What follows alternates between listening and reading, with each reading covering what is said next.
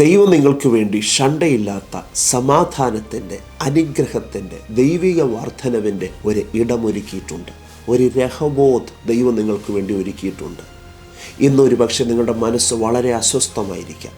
വിവിധ തരത്തിലുള്ള വെല്ലുവിളികളും വഴക്കുകളും വാക്കുതർക്കങ്ങളും ഒക്കെ നിങ്ങൾ നേരിടുന്നുണ്ടായിരിക്കാം. എന്നാൽ ഈ ദിവസങ്ങളിൽ ദൈവം അതിന് ചില പരിഹാരം കൊണ്ടുവരും. വിശ്വസിക്കുക. എൻ്റെ ജീവിത അനുഭവത്തിൽ നിന്ന് ഞാൻ അനുഭവിച്ച ചില വെല്ലുവിളികളെ ദൈവം എങ്ങനെ പരിഹരിച്ചു, ചില വിഷയങ്ങളെ ദൈവം എങ്ങനെ സെറ്റിലാക്കി എന്ന് ഞാൻ ഇന്നത്തെ സന്ദേശത്തിൽ ഷെയർ ചെയ്യുന്നുണ്ട്. ഈ സന്ദേശം നിങ്ങൾക്ക് വളരെ ധൈര്യം പകരുന്നതായിരിക്കും. തുടർന്ന് കേൾക്കുക. കർത്താവ് നിങ്ങളെ അനുഗ്രഹിക്കട്ടെ.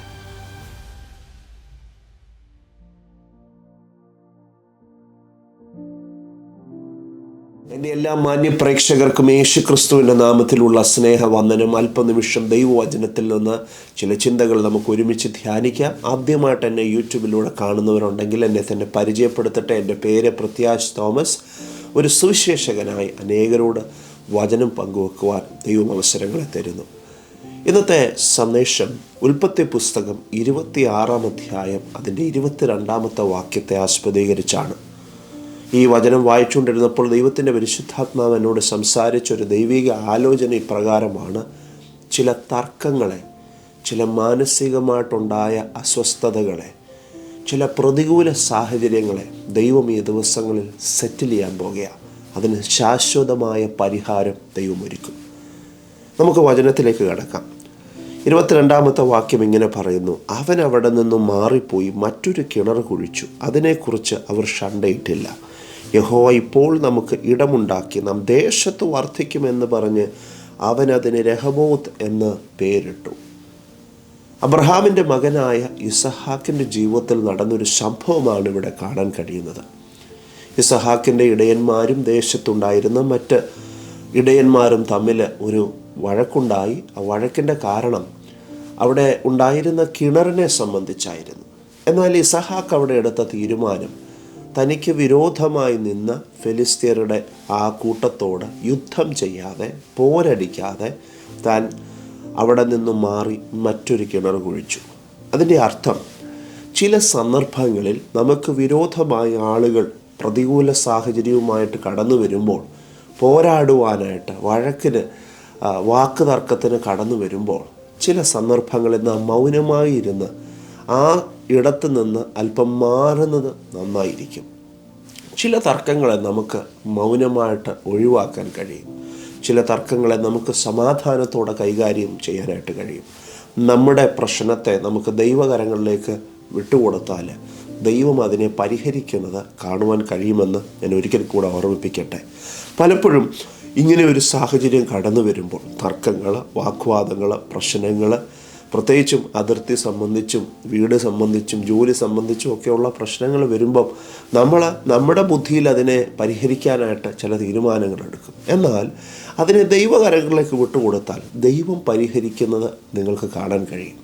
ഇന്നത്തെ ദിവസം ഞാൻ ഈ സന്ദേശം നിങ്ങളോട് ഷെയർ ചെയ്യുമ്പോൾ, നിങ്ങളുടെ മുമ്പിൽ പരിഹരിക്കപ്പെടാൻ കഴിയാത്ത, നിങ്ങൾ പലതവണ പരിശ്രമിച്ചിട്ടും പല നിലകളിൽ ആളുകളെ കൊണ്ടും നിയമം കൊണ്ടുമൊക്കെ പരിഹരിക്കാൻ ശ്രമിച്ചിട്ടും നടക്കാത്ത ആ വിഷയത്തെ ദൈവം പരിഹരിക്കാൻ ആഗ്രഹിക്കുന്നു. ഈ ദിവസങ്ങളിൽ അതിന് പരിഹാരമുണ്ടാകുമെന്ന് ദൈവത്തിൻ്റെ പരിശുദ്ധാത്മാവ് ഉറപ്പ് തരികയാണ്.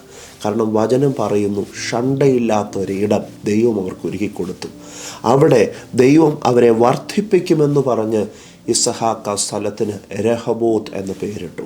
നിങ്ങൾക്ക് വേണ്ടി ദൈവം ഒരു രഹബോത്ത്, ഷണ്ടയില്ലാത്ത സമാധാനത്തിൻ്റെ, വർധനവിൻ്റെ, ദൈവികമായ അനുഗ്രഹത്തിൻ്റെ ഒരു ഇടം ഒരുക്കിയിട്ടുണ്ട്. ഇന്ന് നിങ്ങൾ അനുഭവിക്കുന്ന മാനസികമായിട്ടുള്ള അസ്വസ്ഥതകൾ, സമാധാനമില്ലാത്ത അന്തരീക്ഷം, വാക്ക് തർക്കങ്ങൾ, ഭയം, ഇതിനെല്ലാം ദൈവം മാറ്റുവാനായിട്ട് ആഗ്രഹിക്കുന്നു. വിഷയം ദൈവകരങ്ങളിലേക്ക് കൊടുത്താൽ ദൈവം പരിഹരിക്കുന്നത് കാണുവാനായിട്ട് കഴിയും. ഞാൻ ഈ അനുഭവം അല്ലെങ്കിൽ ഈ വചനം നിങ്ങളോട് ഷെയർ ചെയ്യുമ്പോൾ എൻ്റെ അനുഭവം കൂടെ പറയട്ടെ. ഞാൻ അമേരിക്കയിലേക്ക് വരുന്നതിന് ചില മാസങ്ങൾക്ക് മുമ്പ് ഞങ്ങളുടെ ഒരു പ്രോപ്പർട്ടിയുമായിട്ട് സംബന്ധിച്ച് ഇതുപോലെ ചില പ്രശ്നങ്ങളുണ്ടായി. ആ സ്ഥലത്തിന് മതിൽ കെട്ടുവാനായിട്ട് ഞങ്ങൾ കടന്നു ചെന്നപ്പോൾ അവിടെയുള്ള സഹോദരങ്ങൾ, അതിൻ്റെ അയൽവാസികളായിട്ടുള്ള സഹോദരങ്ങൾ എന്തോ ചില കാരണത്താൽ അവർ അസ്വസ്ഥരായി. അവർ ആ അതിനെ തടയുവാനൊക്കെ കടന്നു വന്നു. പിന്നത്തേതിൽ വില്ലേജ് ഓഫീസുമായിട്ടൊക്കെ ബന്ധപ്പെടുത്തി അതിൻ്റെ കാര്യങ്ങൾ പരിഹരിക്കുവാൻ ഞങ്ങൾ തീരുമാനമെടുത്തു. പണമൊക്കെ ചിലവാക്കി 2 ദിവസം നീണ്ടു നിൽക്കുന്ന പ്രക്രിയ അതൊക്കെ ഞങ്ങൾ പൂർത്തീകരിച്ചു. അവസാന ദിവസം കടന്നു വന്നപ്പോൾ വീണ്ടും ഞങ്ങളുടെ സഹോദരനായിട്ടുള്ള അല്ലെങ്കിൽ അയൽവാസിയായിട്ടുള്ള സഹോദരങ്ങൾ വളരെ അസ്വസ്ഥരായിട്ട് പ്രതികരിക്കാൻ തുടങ്ങി. നമുക്കറിയാം, ഇങ്ങനെയൊരു വാക്ക് തർക്കവും വാഗ്വാദവും ഒക്കെ ഉണ്ടാകുമ്പോൾ നമ്മൾ ഒരു പക്ഷെങ്കിൽ വൈകാരികമായിട്ട് പ്രതികരിക്കാൻ സാധ്യതയുണ്ട്. പ്രത്യേകിച്ച് നമ്മളെ പ്രകോപിപ്പിക്കുന്ന നിലയിൽ ആളുകൾ സംസാരിക്കുമ്പോൾ നമ്മൾ അറിയാതെ നമ്മൾ വൈകാരികമായിട്ട് പ്രതികരിക്കും. എന്നാൽ ഞാനും എൻ്റെ പിതാവുമുണ്ട്. അന്ന് ആ വാക്ക് തർക്കം ഇങ്ങനെ നടന്നുകൊണ്ടിരിക്കുമ്പോൾ പെട്ടെന്ന് പരിശുദ്ധാത്മാവ് ഞങ്ങളുടെ ഉള്ളത്തിലൊരു പ്രേരണ തന്നു, ആ സ്ഥലം വിട്ട് മാറിപ്പോകുക. അപ്പോൾ അതിന് വേണ്ടിയിട്ടുള്ള പണം മുടക്കി ചില കാര്യങ്ങളൊക്കെ ഞങ്ങൾ കൊണ്ടുവന്ന് വസ്തുവിനകത്ത് നിക്ഷേപിച്ചിട്ടുണ്ട്. സിമെൻറ്റും അതുപോലെയുള്ള കാര്യങ്ങളൊക്കെ കൊണ്ടുവന്നിട്ടുണ്ട്, കാര്യങ്ങളൊക്കെ പണിയുവാനായിട്ട്. എന്നാൽ പരിശുദ്ധാത്മാവ് പറഞ്ഞു, ഈ വിഷയം എനിക്ക് തന്നിട്ട് നിങ്ങൾ കടന്നു പോകുക. ഞങ്ങൾ വളരെ വേദനയോടെ ആ സ്ഥലത്ത് നിന്ന് കടന്നുപോയി. പിന്നത്തേതിൽ ഞങ്ങൾ ആ ദിവസങ്ങളിലൊന്നും കടന്നു ചെന്നില്ല. കാരണം ദൈവത്തിൻ്റെ പരിശുദ്ധാത്മാവ് ഞങ്ങളോട് അവിടേക്ക് കടന്നു പോകണ്ട എന്ന് ഒരു നിർദ്ദേശമാണ് നൽകിയത്. ചില മാസങ്ങൾ കഴിഞ്ഞു. ഞങ്ങളുടെ ഉള്ളത്തിൽ അതൊരു വലിയ ഭാരമായിരുന്നു. എങ്ങനെ ഈ വിഷയം പരിഹരിക്കും? ഞാനൊരു ശുശ്രൂഷകനാണ്, എൻ്റെ പിതാവ് ഒരു ശുശ്രൂഷകനാണ്. നമുക്ക് ആളുകളോട് സംസാരിക്കുമ്പോൾ പരിമിതികളുണ്ട്. തിരിച്ചു പ്രകോപിപ്പിക്കുമ്പം നമുക്ക് സമാധാനത്തോടെയാണ് സംസാരിക്കാൻ കഴിയുക. യേശുവിൻ്റെ മാതൃകയാണ് നമ്മൾ പിൻപറ്റുന്നത്. എങ്ങനെ ഈ വിഷയത്തെ പരിഹരിക്കും? എന്നാൽ ആ വിഷയത്തെ സംബന്ധിച്ച് ഞങ്ങൾ ഉപവസിക്കുകയും പ്രാർത്ഥിക്കുകയും ഒക്കെ ചെയ്തു. ചില വർഷങ്ങളെടുത്തു കേട്ടോ.